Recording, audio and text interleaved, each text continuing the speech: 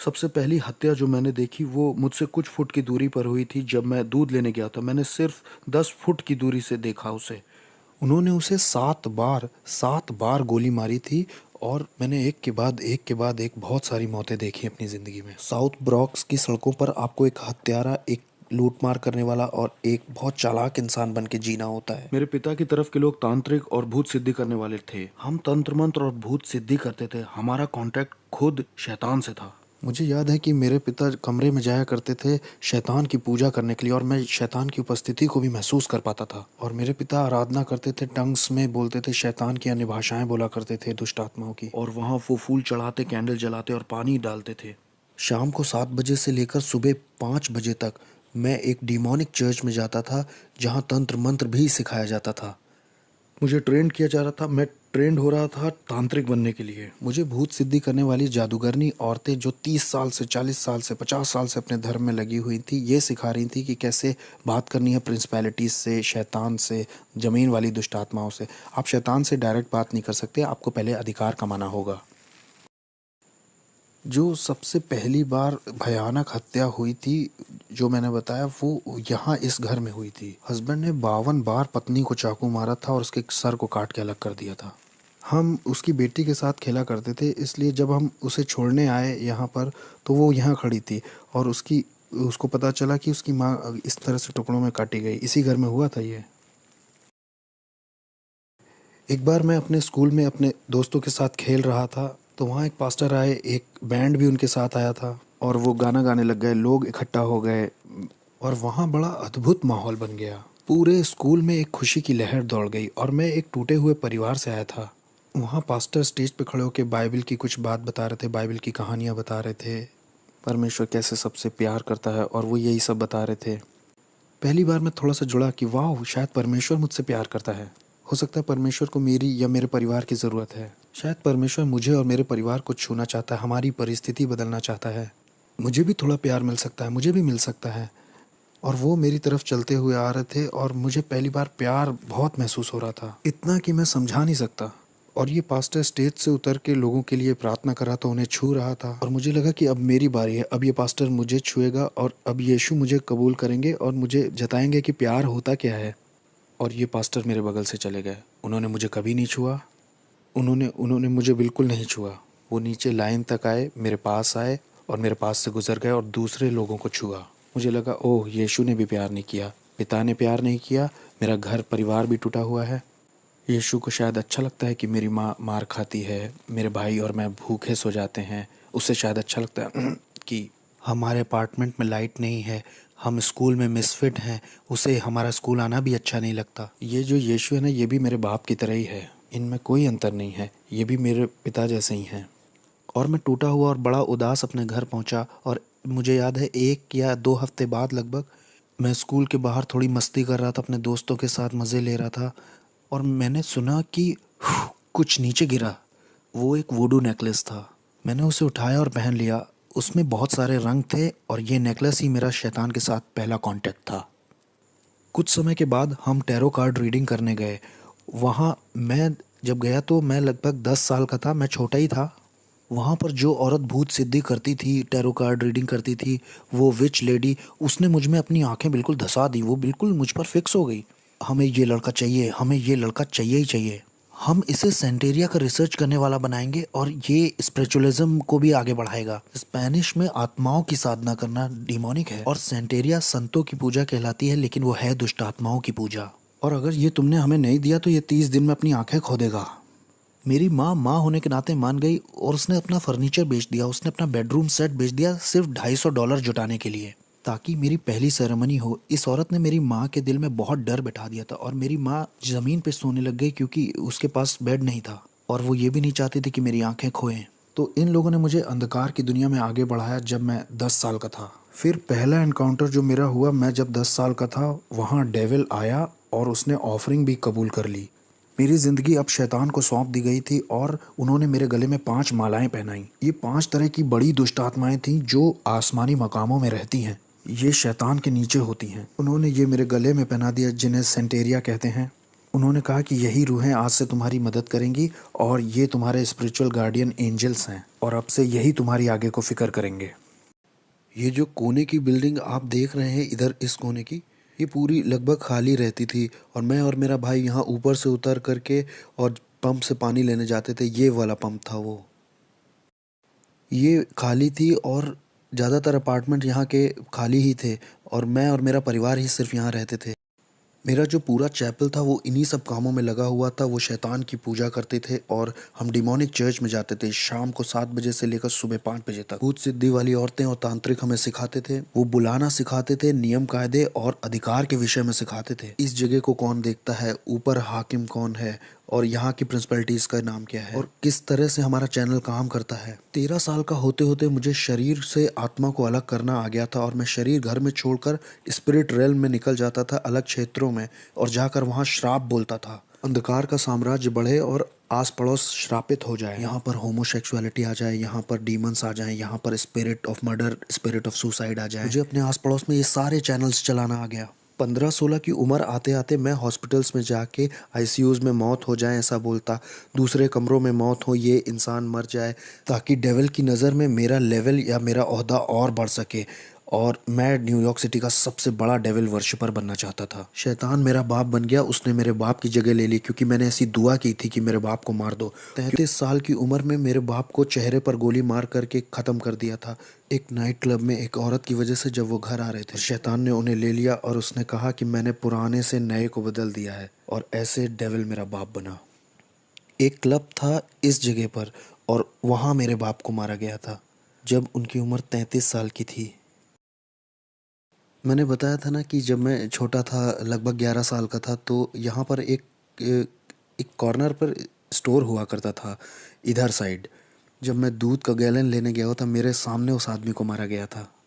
शैतान का पुजारी होने से मेरा ओहदा अब बढ़ चुका था और इतना बढ़ गया था कि मैं प्रिंसिपैलिटीज़ को और दुष्टात्मा को इधर से उधर भेज सकता था और मैं जैसे आपके साथ यहाँ बैठा हूँ ऐसे मैं शैतान के साथ बैठा करता था और वो ह्यूमन फॉर्म में आ जाता था। उसकी उपस्थिति आती थी और मैं सारी रात उससे बात करता था और वो मुझको असाइनमेंट्स देता था। मैं अच्छे क्लब्स में और लॉन्ज में जा कर के चेक करता था कि किसको मैं अंधकार के साम्राज्य में ला सकता हूँ। मैं उनको उनका भविष्य बता देता था, उनकी ज़िंदगी के बारे में उन्होंने क्या क्या किया है और उनके साथ क्या होने वाला है ये सब बता देता था। उन्हें बिल्कुल ये अंदाज़ा नहीं था कि मैं कौन हूँ, मैं बस दुष्टात्माओं की शक्तियों से भरा था।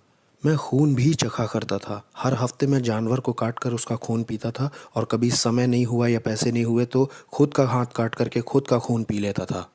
हमारे ग्रुप में और जिन लोगों के साथ मैं था वो सब डीमन से जुड़े हुए थे। उनमें डॉक्टर्स थे, लॉयर्स थे, उसमें प्रिंसिपल्स और जजेस और पुलिस ऑफिसर्स भी शामिल थे जो जादू टोने में लगे हुए थे। सिंगर्स जो आज की डेट में बहुत मशहूर हैं वो भी थे।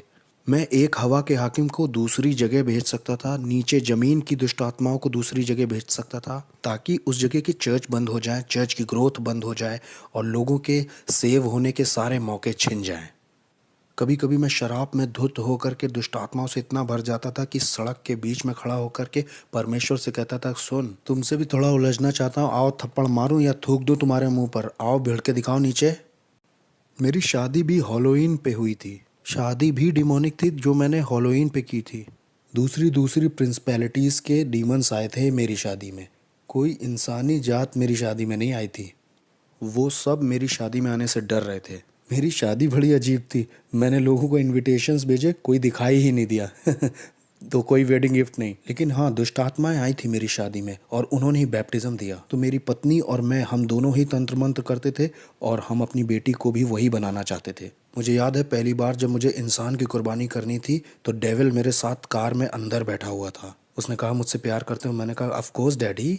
उसने मुझसे कहा कि छत के ऊपर एक आदमी है, वो तुम्हें नुकसान पहुंचाने आया है, तुम्हारा पैसा चुराने आया है, तुम उसे मेरे लिए मार दो अगर प्यार करते हो तो मैं छत की ओर ऊपर जाने लगा। मुझे याद है मैं 12वें माले में रहता था और जब मैं छत के ऊपर पहुंचा तो वो छत के पीछे वाले हिस्से सीढ़ियों पर छुपा हुआ था और ये आदमी 6 फुट 5 इंच का, वो लगभग 250 पाउंड का होगा। मैं डीमन पजेस्ड हो गया था और मेरे अंदर दुष्टात्मा गई, मैंने महसूस किया और अब मैं नहीं रह गया था। मैं उसे पकड़कर अपने अपार्टमेंट में ला के उसे चाकू मारना चाह रहा था क्योंकि मेरे पास एक कार्डोन पॉट था जो लगभग 100 पाउंड का होगा। उसमें 9 तरह के हथियार लगे थे जो 9 अलग तरह से इस्तेमाल किया जाता था और जैसे ही मैं उसे पकड़ने चला और उसे अपार्टमेंट में खींचने वो बस मेरे हाथ से फिसल गया और गायब हो गया। वो नीचे स्टोरवे के पास कूद गया। वो ऐसा जैसे ओलंपिक के एथलीट कूदते हैं, करके कूद गया। वो कूदा और गायब ही हो गया। मैं उसे पकड़ नहीं पाया तो मैं बहुत निराश हो गया। मैं अपनी पहली इंसानी कुर्बानी नहीं कर पाया। लोगों ने इसके ऊपर देखो कुछ लिख दिया है, लेकिन यहाँ पर एक डीमन है। ध्यान से देखो, ये वो डीमन है जो नर्क के दरवाजे की देखरेख करता है। इसी के बारे में मैं बता रहा था अपनी किताब में। वो सेंटेरिया वाली यही है, छोटा वाला दुष्ट आत्मा। ये वो दुष्ट आत्मा है जो हेटी को चलाती है। हेटी के ऊपर जो प्रिंसिपैलिटी है ना, वो यही है। और वहाँ पर जो वो वाला है ना, वो इस्लाम के ऊपर हाकिम है। अब यहाँ आगे आओ, ये देखो, लोगों को फंसाने के लिए द ट्रुथ।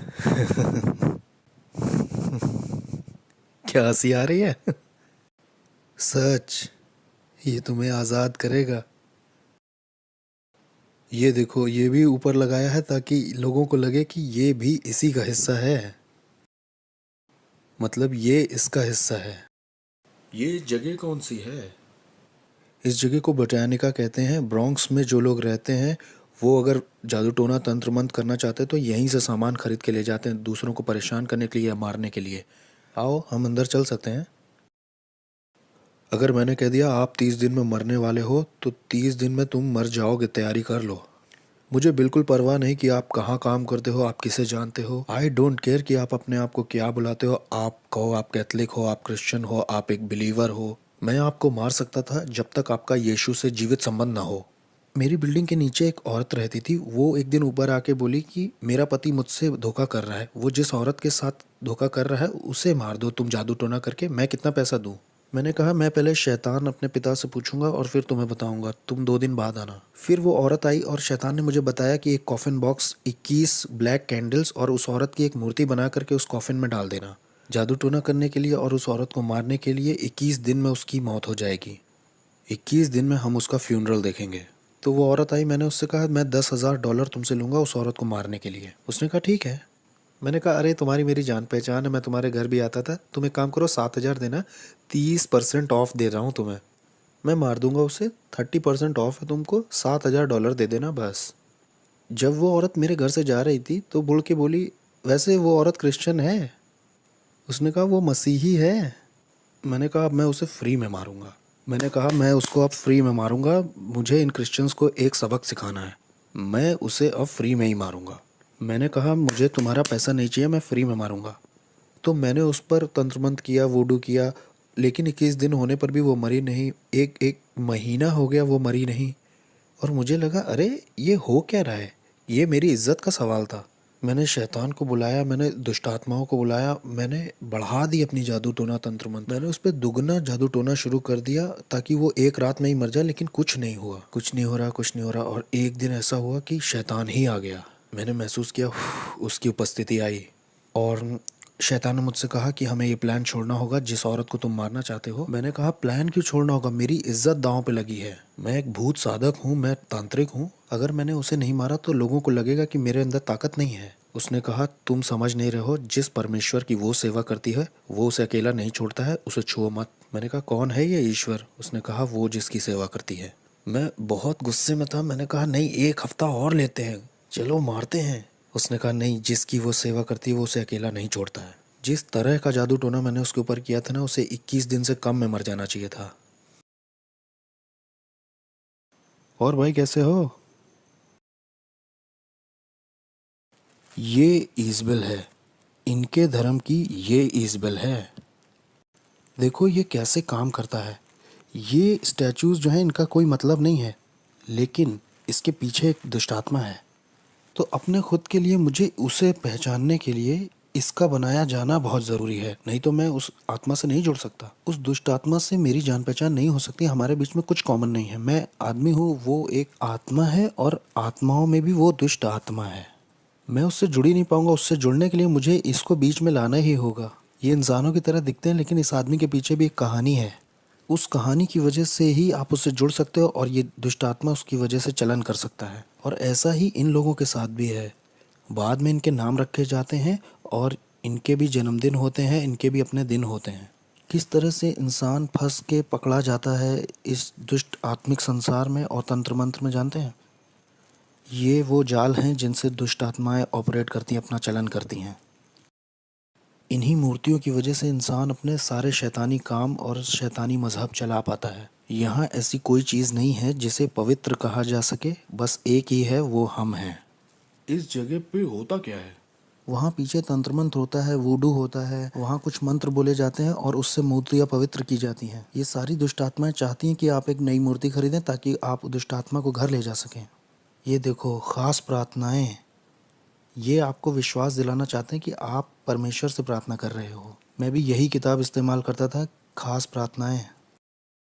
इनका मकसद ही है कि आपको लगे कि आप ईश्वर से प्रार्थना कर रहे हैं, लेकिन इनमें कोई भी ईश्वर, इसमें बाइबल का कुछ नहीं है, ना बाइबल की कोई बात है, ना क्रूस की कोई बात है। मैं न्यूयॉर्क अमेरिका में तीसरे नंबर का वो इंसान था जिसके पास एक ऐसी किताब थी जिसमें चिन्ह बने थे सारी दुष्ट आत्माओं के और सारे हाकिमों के, और कैसे लोग ये तंत्र मंत्र सीख सकते हैं।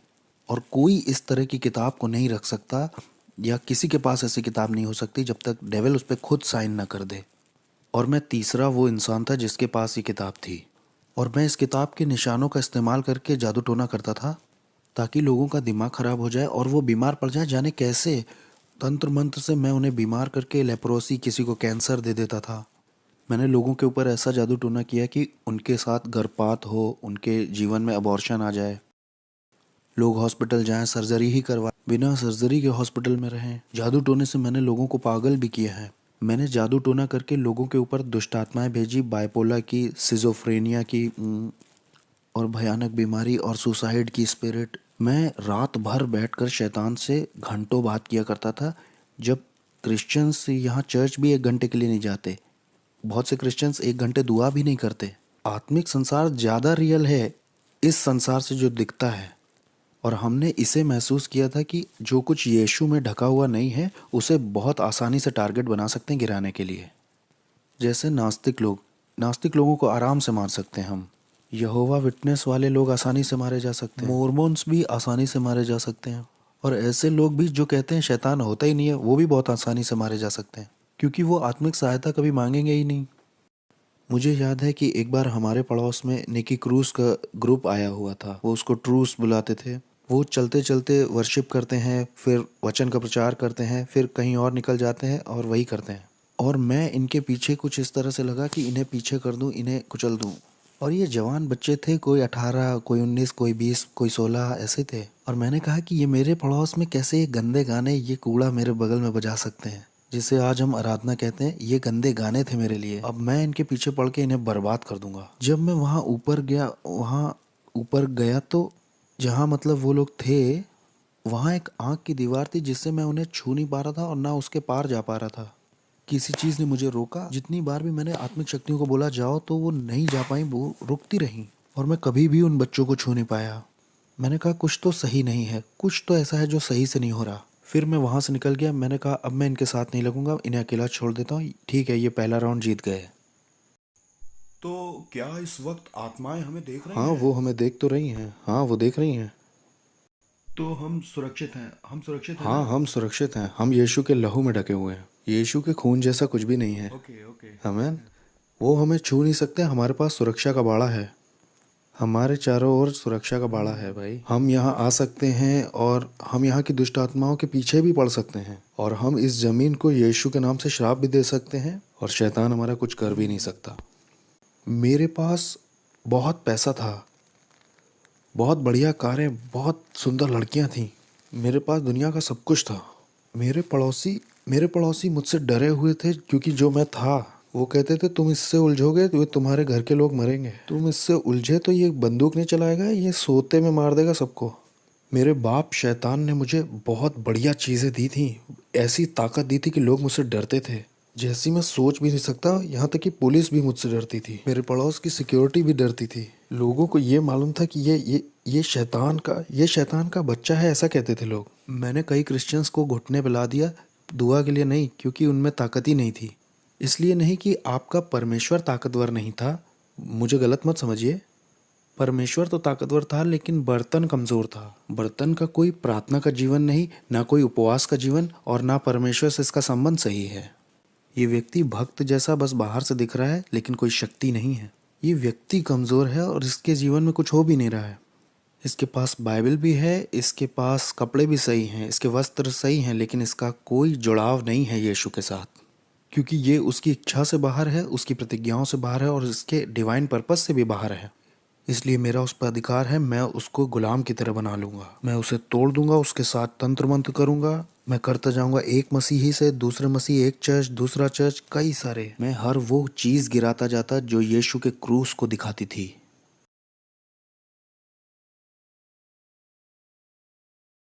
बहुत ही दुष्ट आत्माओं से भरी हुई जगह है। तो इस जगह का बहुत असर होगा ना आस पड़ोस पर। हाँ, और क्या। ये जो पूरा एरिया है ना, ये इसी की वजह से लॉक्ड है। ये शैतान का गढ़ है, हम शैतान के गढ़ में गए थे। इस गढ़ का पूरा बाजार नरक से था। सोचिए, ये जाते हैं $100-200 लेकर के ये सब खरीदने के लिए, और इससे उन्हीं का नुकसान होता है, इससे दूसरों का, गरीबों का भला हो सकता है। इससे उन्हें लगता है कि उनकी ज़िंदगी और अच्छी हो जाएगी, उनकी ज़िंदगी और बेहतर बन सकती है। इससे वो सोचते हैं कि उनकी उन्नति होगी, उनके शाप, उनकी पीढ़ियों के शाप टूटेंगे। ये मोमबत्तियाँ, ये वुडू खरीदने से इन्हें लगता होगा, लेकिन परमेश्वर कहता है कि ये तुम्हें फ्री में दे रहा हूँ मैं, बस अपनी ज़िंदगी मुझे दे दो और मैं तुम्हें आज़ाद करूँगा। लेकिन ये इन्हें नहीं चाहिए, ये उनके लिए बहुत मुश्किल है, ये तो इनके लिए बहुत कॉम्प्लिकेटेड है। लोग इस तरह की जगह में आते हैं, $200 भी खराब करते हैं और ज़िंदगी सोचते हैं अच्छी हो जाएगी और बहुतायत से भर जाएगी।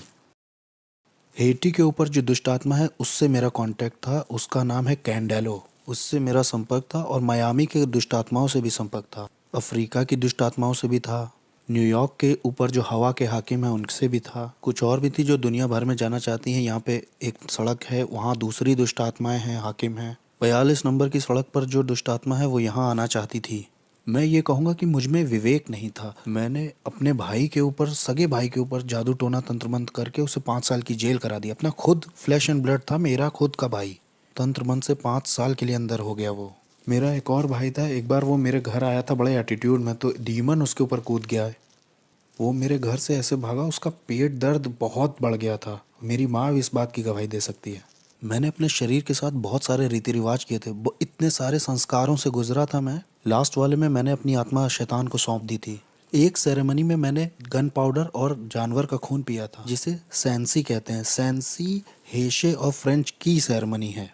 ये एक दुष्ट आत्मा के साथ का संस्कार है, जिससे मैं किसी के घर जाके कुछ खाता हूँ तो वो उसमें जादू टोना नहीं कर पाएंगे, कुछ इस तरह की। और जो आप जानते हैं वो सब मैंने किया था। मैं जिस दुष्ट आत्मा वाले चर्च में जाता था, वहाँ एक सीक्रेट मीटिंग होती थी हर साल। हर एक बड़ा जादू टोना, तंत्र मंत्र, वॉलॉक, विचेस उसमें आते थे। वहाँ ये फैसला लिया जाता था कौन सा हाकिम किस जगह के क्षेत्र पर राज्य करेगा। हम कलीसिया से ज़्यादा संगठित यानी ऑर्गेनाइज्ड थे। अंधेरे का जो साम्राज्य है वो यीशु मसीह की कलीसिया से ज़्यादा ऑर्गेनाइज्ड है। हमें पता था सेरेमनीज कैसे करनी है। अगले साल की तैयारी इस साल के ख़त्म होने से पहले ही हो जाती थी। यहाँ क्रिश्चियंस 1 घंटे के लिए प्रार्थना नहीं करना चाहते हैं। यहाँ क्रिश्चियंस का लगातार वाला रिश्ता नहीं है चर्च में परमेश्वर के साथ। मैंने 1 साल का रेस्ट भी लेना चाहा जा, और शैतान ने 1 साल के लिए मेरी आंखों की रोशनी ले ली। मैं 1 साल तक पूरी तरह से अंधा था, इसका सर्टिफिकेट भी है मेरे पास। मैं पूरी तरह से अंधा था। वो लोग मेरी यहाँ तक तैयारी करा रहे थे कि एक देखने वाला कुत्ता ले लो, और वो जो स्टिक लेके चलते हैं ना, आपने देखा होगा वो। मेरी माँ ने 1 साल मेरा ध्यान रखा। मेरी आंखें पूरी तरह से अंधेरी हो गई थी। एक बादल जैसा धुआं मेरी आंखों के ऊपर आ गया था। मैं पूरी तरह से अंधा था, और जब मैंने शैतान को अपनी ज़िंदगी वापस दे दी तो 7 सर्जरीज के बाद मेरी शैतान ने आंखें लौटा दी, और फिर मैं दोबारा देख पाया। और ये मेरी सज़ा थी जो शैतान ने दी, कि 1 साल की छुट्टी मुझे चाहिए थी। मैं 1 साल की छुट्टी लेना चाहता था। शैतान ने कहा अच्छा छुट्टी चाहिए, ये लो, और उसने मेरी आंखें ले ली। और इस तरह की दुनिया का था मैं, कि आप शैतान से पंगा लोगे तो शैतान आपको या आपके परिवार के लोगों को मारेगा। एक तरह का डर आपको हमेशा रहेगा कि आप ये धर्म छोड़ नहीं सकते। सेंटेरिया, पोलोनियम्बे, स्पिरिचुअलिज्म, ये धर्म छूटेगा नहीं। डॉक्टरों के पास कोई एक्सप्लेनेशन नहीं था कि मेरी आंखें कैसे गईं। जबकि मैं कहूँ, क्रिश्चियंस, मसीही जब गलत करते हैं या उनसे बुरा हो जाता है तो उनके घर में जो कुछ दिखाई देता है वो है दया और अनुग्रह। लेकिन अगर आप शैतान को कुछ ऐसा दिखाते हो तो शैतान को पसंद नहीं आया तो आपको या आपके परिवार को मारता है। मुझे याद है एक बार एक औरत को शैतान ने कहा इस आदमी से मत मिलना। उसने परवाह नहीं की क्योंकि वो उससे प्यार करती थी। इसलिए शैतान ने एक दुष्ट आत्मा एक ऐसे इंसान के अंदर भेजी जो सड़क पर रहता था। उसने हथौड़े से उस औरत के सिर पर 17 बार वार करके मार दिया। एक बार मैं अपने घर में बैठा हुआ था, बहुत अमेजिंग था। मैं नाइट क्लब से लौट के आया था। मैं टीवी पर जेरी स्प्रिंगर नाम का एक शो देख रहा था। वो बड़ा अजीब सा शो है। लोग उसमें एक दूसरे को मारते हैं और मुझे उसमें बड़ा मज़ा आता था। मज़े लेके मैं उसे देख रहा था, हंस रहा था और मैंने एक आवाज़ सुनी, बेटे मैं जल्दी आ रहा हूँ, तुम अपनी ज़िंदगी से क्या करोगे। एक सुनने वाली आवाज़, बहुत शार्प, उस कमरे से आई थी। मैंने सोचा कि शायद टीवी से आई है। मैंने कहा ये टीवी से नहीं आई है क्योंकि यहाँ तो लोग लड़ रहे हैं, एक दूसरे को मार रहे हैं। मैं शैतान की भी आवाज़ पहचानता था। शैतान के साथ तो मैं ऐसे बैठता था जैसे आपके साथ बैठा हूँ। कभी वो इंसान के रूप में भी आता था, कभी वो कमरे में उसकी उपस्थिति आती थी। उसकी उपस्थिति आते ही कमरे का माहौल बदल जाता था। वो मेरे सामने बैठा करता था और मेरे कॉन्शियस से बात करता था। हम रात भर ऐसे बात किया करते थे। मुझे उसकी आवाज़ पता थी। ये मुझे ऐसे पता था जैसे आपको अपने हाथ पैर पता है। मुझे हर एक हाकिम के बारे में जो कनाडा पे या अमेरिका पे या कहीं का भी हाकिम हो पता था उसके बारे में। हर प्रिंसिपलिटी जो किसी मज़हब की थी वो भी मुझे पता थी। चाहे वो कोई ऑकल्ट हो, न्यू एज हो, बुद्धिज़्म हो, इस्लाम हो, सेंटेरिया हो या स्पिरिचुअलिज्म हो, मुझे हर एक दुष्ट आत्मा का पता था। हर एक हाकिम के प्रिंसिपलिटीज़ का मार्क मेरे पास था। ज़मीन की दुष्ट आत्माओं का भी और शैतान का, इज़बेल का। मैं हर एक के नाम बता सकता हूँ जिनके नाम आप भी नहीं जानते होंगे। मैं उनको नाम से जानता था। लेकिन ये आवाज़ उन सब आवाज़ों से बहुत अलग थी। वो आवाज़ जाने कहाँ से आई थी। वो हवा से आई थी वो आवाज़। मैं एक तरह के सदमे में आ गया और फिर मैंने एक तरह का दर्शन पाया अपने अपार्टमेंट के दूसरी तरफ। मैंने देखा कि पूरे आसमान में आग है और नीचे के जो लोग हैं वो उससे बचने के लिए इधर उधर दौड़ रहे हैं कि कोई जगह मिल जाए शायद। मैंने कहा ये कैसा दर्शन, मैंने उसे छोड़ दिया। और फिर मुझे याद है जब मैं सोने गया, बहुत गहरी नींद थी और मैंने एक टी शर्ट मुंह पे डाली, मैं सो गया और मैंने देखा कि मैं एक ट्रेन में हूँ। उसमें बहुत सारे लोग हैं। मैं कुछ समझ ही नहीं पा रहा था मैं ट्रेन में क्या कर रहा हूँ। ये ट्रेन इतनी तेज़ चल रही थी कि आप समझ नहीं सकते। मैं पृथ्वी पर इतनी तेज़ किसी चीज़ में नहीं चढ़ा। और ये ट्रेन नर्क में आ गई। यीशु मसीह मुझे नर्क ले आए। और जब मैं नर्क में पहुंचा तो वो ट्रेन दरवाजे से बहुत कस के लड़ गई। एक इतनी तेज़ आवाज़ हुई कि सब खुल गया और बहुत गर्मी बाहर आ रही थी, न जाने कहाँ से। वहाँ सांस लेने में भी बहुत दिक्कत हो रही थी। मैं ट्रेन से जैसे बाहर आया तो उसमें जो लोग थे उनके चेहरे नहीं दिख रहे थे, लेकिन उनके चेहरे पर डर दिखाई दे रहा था। वो डर आप महसूस कर सकते थे। ये डर इस बात का था कि आप वहाँ से कभी बाहर नहीं निकलेंगे। और ये जगह पूरी भरी हुई थी। और मैंने कहा मैं यहाँ के लिए नहीं बना हूँ, मैं यहाँ नहीं मर सकता ना, मुझे यहाँ नहीं मरना, ये मेरे लिए नहीं है। मैं यहाँ के लिए पैदा नहीं हुआ हूँ। मैं अपने आप से ही बातें कर रहा था। मैं यहाँ नहीं रहने वाला। इसलिए मैं एक कोई सुरंग ढूंढने लगा जहाँ से मैं निकल सकूँ। तो मैं सुरंग ढूंढने के लिए आगे गया, या कोई खिड़की ढूंढने, या कोई, हो सकता है वहाँ कोई जगह दिख जाए जहाँ से मैं बाहर आ सकूँ और मैं अपनी रियलिटी में लौट सकूँ। लेकिन वहाँ कोई गैप नहीं था। मुझे याद है वहाँ जितना मैं आगे उस सुरंग में जा रहा था उतना ज़्यादा मुझे डर घेर रहा था और मुझे लोगों की तकलीफ़ें सुनाई दे रही थी, आवाज़ें। वहाँ अंधेरा और डर ओढ़ लेता है जैसे कोई कपड़ा पहन लिया हो। वो आपको लपेट जैसा लेता है। वहाँ आपका कोई बस नहीं चलता है। कुछ जकड़ जैसा लेता है, वो आपको जाने नहीं देता। यहाँ तक कि मैं अपना हाथ भी नहीं देख पा रहा था। वो एक पर्दे की तरह था, जैसे आप किसी बच्चे के कुएं या जानवर के कुएं में गए हैं। ये कुएं जैसा नहीं था, मैं समझा नहीं पाऊंगा इसे। और और इसमें से बहुत गर्मी और बदबू बाहर आई थी, ऐसा जैसे न्यूयॉर्क सिटी के गटर खुल गए हों। वहाँ वो बहुत अजीब सा, बहुत अजीब। और जब मैं आगे गया तो वहाँ मुझे याद है आगे शैतान मिला। उसने कहा मैं तुम्हारा बाप था। वो डिमोनिक टंग्स में बोल रहा था कि मैं तुम्हारा बाप था, मैंने तुम्हें सब कुछ दिया जो चाहिए था, मैंने तुम्हारी केयर की, मैंने तुम्हें आशीष दी, मैंने तुम्हें प्रोटेक्शन दी, मैंने तुम्हारे लिए लोगों को मारा है, तुम्हारे लिए सब कुछ किया, तुम्हें पावर दी, तुम्हें तुम्हारा नाम बनाया इस साम्राज्य में।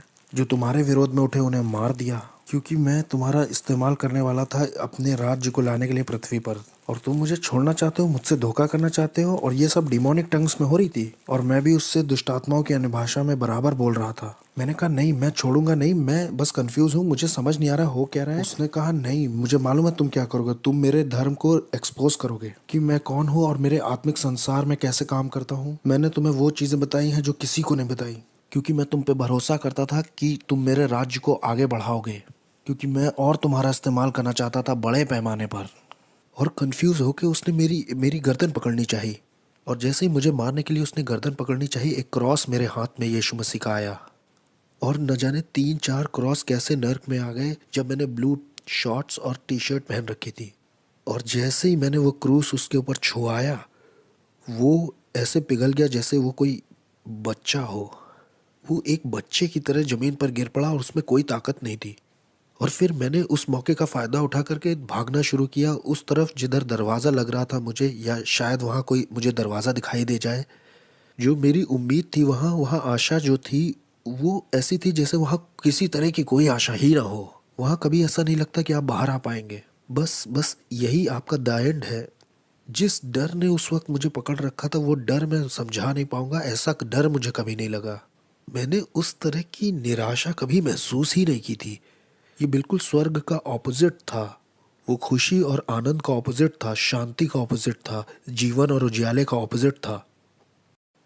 ये जगह तो अंधकार और तड़प की जगह थी। अगर अगर मैं यहाँ रहता हूँ तो मेरे परिवार मुझे कभी नहीं ढूंढ पाएगा कि मैं यहाँ हूँ। मेरी पत्नी, मेरी बेटी मुझे कैसे ढूंढ पाएंगे, कैसे देख पाएंगे अब।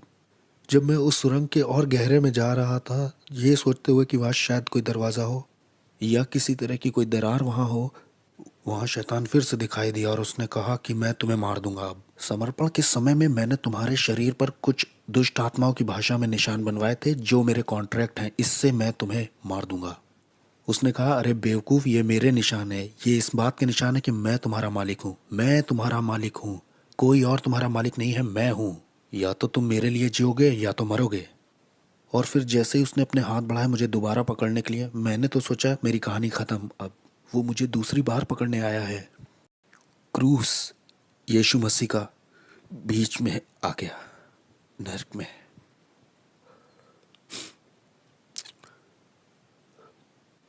कोई प्यार नहीं है क्रूस से बढ़ के, जो मेरे जैसे पापी के लिए आए नर्क में। दाऊद कहता है कि अगर मैं अपना बिछौना अधोलोक में भी बिछाऊं तो उसे पता है। अनुग्रह और सच्चाई नर्क में दिखाई दी। अनुग्रह और सच्चाई को मेरे बारे में पता था। अनुग्रह और सच्चाई की मेरी जिंदगी में एक योजना थी। मेरे गलत, शैतानी, घमंडी और खुदगर्ज और स्वार्थीपन का जब अंत हो गया नर्क में, जब मेरा समय भी पूरा हो गया था, तब यीशु मसीह दिखाई देते हैं मेरे जैसे मिसफिट के लिए और कहते हैं, तुम्हारे लिए मेरे पास योजना है, मैं तुमसे प्यार करता हूँ जितना तुम सोच नहीं सकते। वो मुझे नर्क में दिखाई दिए। और जब मैं वापस आया, मेरी आत्मा शरीर में वापस आई, तब मैंने अपने घुटने टेके यीशु मसीह के नाम से। मेरे पास $1,00,000 का सामान था तंत्र मंत्र का, मैंने फेंक दिया। मैंने तंत्र मंत्र सब फेंक दिया। मैंने अंधेरे के साम्राज्य से जुड़ी हर एक चीज़ फेंक दी। हेटी के लोग और क्यूबा के लोग और मियामी, न्यूयॉर्क के लोगों ने सोचा कि इसे मार दे क्योंकि ये बहुत जानता है, क्योंकि इसे बहुत कुछ पता है, इसलिए इसे मारना चाहिए। हमें इसे मारना ही होगा क्योंकि ये बहुत कुछ जानता है। ये अब हम में से एक नहीं रहा, इससे मारना तो ज़रूर है। वो आए मुझे मारने के लिए, उन्होंने अपनी तरफ से कोई कसर नहीं छोड़ी। मैं दिन में सोने लगा था क्योंकि दिन और रात दुष्ट आत्माएं आती थीं और मुझे बहुत टॉर्मेंट करती थीं, बहुत सताती थीं। ये सब 30 दिन तक चलता रहा। 30 दिन तक वो मेरे गले को पकड़ते थे, वो मेरे बिस्तर को मुझे उठा के फेंक देते थे। मैं बिस्तर पर लेटे महसूस करता कोई मेरे बगल में लेटा हुआ है, बर्फ़ के जैसा कोई ठंडा। और जैसे मैं मुड़ के देखता तो मैंने डेविल को खुद देखा वहाँ लेटे हुए। ये सब चलता रहा 30 दिन तक, एक के बाद एक। मुझे सताया जा रहा था, टॉर्चर किया जा रहा था, पागल करने की कोशिश की जा रही थी। मेरे शरीर से मेरी आत्मा खींचने की कोशिश की जा रही थी। मैं रात में ऐसे डरता था जैसे रात में कभी नहीं डरा। 30 दिन तक मैं चिल्लाता रहा और मुझे प्रार्थना करना भी नहीं आता था। सिर्फ बोलता था जीसस जीसस जीसस। प्रार्थना आती नहीं थी तो वो बहन तो इस तरह से चर्च में प्रार्थना करती, वो भाई ऐसे प्रार्थना करता है। मैं सारी दुआओं को मिला जुला के करता था ताकि मैं अपनी ज़िंदगी के लिए लड़ सकूं। और एक दिन ऐसा हुआ कि मैं चर्च में आराधना कर रहा था और मेरे दिमाग में सवाल चल रहे थे कि क्यों तूने मेरे साथ ये सब होने दिया प्रभु।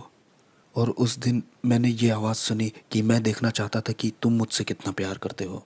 और उसने कहा, मैं देखना चाहता था तुम कितना भरोसा करते हो मुझ पे। और उस दिन के बाद से शैतान कभी आगे को मेरे पीछे नहीं पड़ा। मैं यीशु के लिए एक इवेंजलिस्ट बन गया। तब से लेकर आज तक 14 साल हो गए हैं प्रभु की सेवा करते करते, और मैं इस चीज़ को किसी भी चीज़ से सौदा नहीं करूँगा। और मुझे पता है हालेलुया नाम की सड़क पर जॉन रिमेरेस का एक बड़ा बंगला है। एक दिन वो कहेगा, तेरा स्वागत है विश्वास योग्य दास।